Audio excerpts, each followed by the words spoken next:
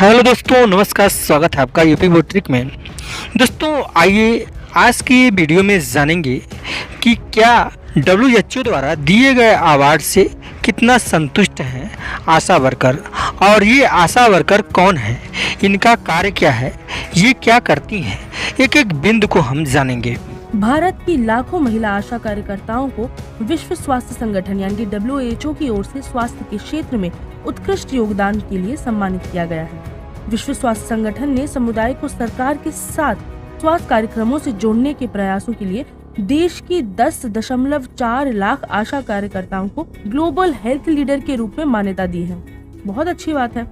PM Narendra Modi और स्वास्थ्य मंत्री ने बधाई संदेश दिए हैं। हालांकि देश में हेल्थ केयर वॉलंटियर्स अधिक वेतन, स्थायी नौकरियों के लिए संघर्ष कर रहे हैं। आपको बताती चलूं कि पिछले साल सितंबर में अपनी मांगों को लेकर देश भर से आशा कार्यकर्ता सड़क पर उतरी थी। तो आज हम जानेंगे कि कौन होती हैं आशा कार्यकर्ता, क्या होती है इनकी भूमिका, क्या ये खुश हैं इस तरीके के अवार्ड से जो इन्हें दुनिया भर में पहचान दिलाता है, और क्या चाहती हैं असल में आशा वर्कर्स। हम बात करेंगे मंजू जी नाम की एक आशा वर्कर से, और वो हमें थोड़ी सी अपने बारे में बताएंगी और बताएंगी कि वो इस अवार्ड के बारे में क्या सोचती हैं। तो नमस्कार, आदाब, सत श्री अकाल। मैं हूं साहिबा खान और वापस आ गई हूं एक नए FII के साथ, जहां हम जानेंगे कुछ और नई और रोचक चीजें एक इंटरेस्टिंग तरीके से। आज बात करते हैं उन हेल्थ केयर वॉलंटियर्स की जिन्होंने कोरोना के समय जो भूमिका निभाई है, उसका एहसान आप और हम कभी नहीं उतार पाएंगे। मगर कौन है ये आशा वर्कर्स और क्या होती है इनकी भूमिका, जानते हैं। महिला आशा वर्कर सरकार की कई स्वास्थ्य योजनाओं की जानकारी आम लोगों के बीच पहुंचाने में बहुत महत्वपूर्ण भूमिका निभाती हैं। राष्ट्रीय ग्रामीण स्वास्थ्य मिशन यानी कि NRHM के तहत इन सामुदायिक स्वास्थ्य स्वयं सेवकों की भूमिका पहली बार 2005 में स्थापित की गई थी। आशा मुख्य रूप से विवाहित, विधवा या समुदाय के भीतर से 25 से 45 वर्ष की आयु के बीच की तलाकशुदा महिलाएं होती हैं। प्रोग्राम के हिसाब से आशा वर्कर्स 8वीं पास होनी चाहिए। आशा कार्यकर्ताओं को स्वास्थ्य योजनाओं का लाभ पहुंचने में लोगों को जानकारी देने, जागरूक बनाने और उनकी सहायता करने के लिए प्रशिक्षित यानी कि ट्रेन किया जाता है।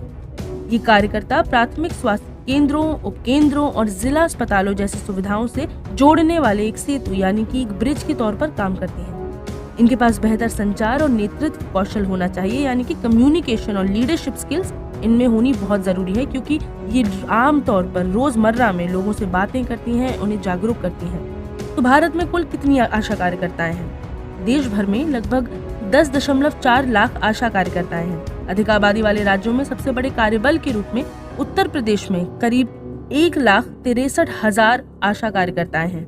वहीं बिहार में 89,447 और मध्य प्रदेश में 77,531 आशा कार्यकर्ता काम कर रही हैं। सितंबर 2019 से उपलब्ध नए राष्ट्रीय स्वास्थ्य मिशन के आंकड़ों के मुताबिक गोवा एकमात्र ऐसा राज्य है जहां अभी तक कोई भी आशा कार्यकर्ता नहीं है।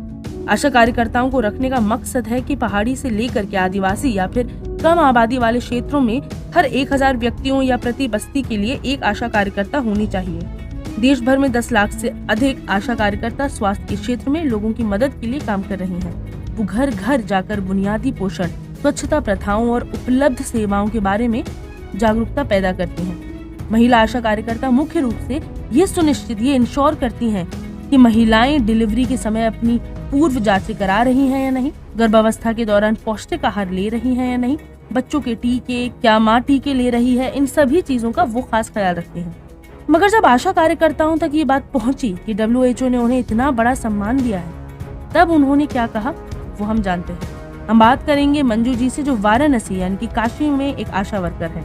वो हमें बताएंगी कि वो इसके बारे में क्या सोचती है। हाँ मंजू जी, बताइए। हम लोग का भी मानना है मैम, हम लोग इतना मेहनत करते हैं, दिन रात जल आता है, थोड़ा चाहे कभी भी खाना बनाए, कुछ भी हर एक चीज में से चूल्हा पर रोटी छोड़कर हम लोग को गैस पर जाना पड़ता है। लेकिन हम लोग को भी कुछ बार 2000 से काम तो नहीं चलेगा से ना काम। अब तो हम लोग भी सोच रहे कुछ हम लोग का भी बढ़ जाए जी। लेकिन जैसे ये अवार्ड वगैरह मिलता है तो उसके कोई पैसे वगैरह नहीं मिलते हैं आपको? नहीं नहीं नहीं, काम पीछे हम लोग को पैसा मिलता है, जो माने काम करेंगे बस वही मिलेगा।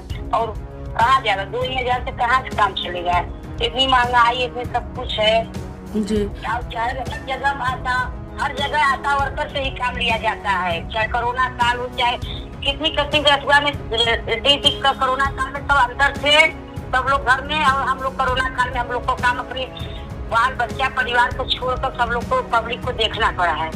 जैसे कि कह रहे थे कि जैसे कोरोना काल में 1 महीने का आप लोग को 1000 मिलेगा, कोरोना जो ड्यूटी करेगा 1 महीने 1000 रुपया मिलेगा आपको। नहीं, तो मतलब जैसे कोरोना से पहले का जो पैसा कितना मिलता था महीने का आपको? 2000। अच्छा, और जब कोरोना काल आया उसके समय आपको कितना मिलता था? 1000 अलग से मिलता था, 2000 ही मिलता था। अच्छा, तो मतलब कुल 3000 आपको मिल रहा था। अभी समय बंद है, अब कुछ नहीं मिल रहा। 2000 में कहाँ चलेगा? हमारे बाल बच्चे परिवार है, कहाँ पढ़ाइए लिखाइए, अरे महीने का रुपया खर्च चल जाता बहुत है। जी मंजू जी, तो मंजू जी जैसे अभी आपको ये अवार्ड वगैरह मिला है, उस पे आप फिर एंड में आप क्या कहना चाहेंगे? मैम हम लोग भी सोचते हैं हम लोग का कुछ मानदेय का वेतन जम जाता तो हम लोग को भी अच्छा होता है। तो अन्याय तो हो रहा है ना, सारी हम लोग को साथ तो हो रही है, कहाँ हमारे अब कुछ मिल रहा है कायदे से। कहने से सुनने से इतना धरना था कुछ दिया गया, कहाँ कुछ बना, चाहे धूप हो चाहे छाँव हो चाहे बारिश हो चाहे कुछ भी हो, हर एक काम आता है दिया जाता है। जी, आशा कार्यकर्ताओं को कोरोना के समय कंटेनमेंट जोन में एक घर जाने के केवल 10 रुपए मिला करते थे। ये एक आशा वर्कर ने द क्विंट को बताया। मंजू जी ने भी यही कहा कि अवार्ड मिलना ठीक है, मगर उसके आगे क्या, 2000 में खर्चा कैसे चलाएं, और साथ में बढ़ती महंगाई ने अलग कमर तोड़ कर रखी है। तो ये थी आशा वर्कर और उन्होंने हमें अपनी बात दिल से बताई। आज है फ्राइडे और फ्राइडे के लिए बस इतना ही। हम दोबारा वापस आएंगे अगले एफआईआर में, जहाँ फिर होंगी कुछ नई ताज़ा तरीन मुद्दों पर बातें। फिलहाल आप भी ये याद रखें कि पहचान और अवार्ड मिलना अलग बात है और ज़मीनी काम में बेहतरी होना अलग।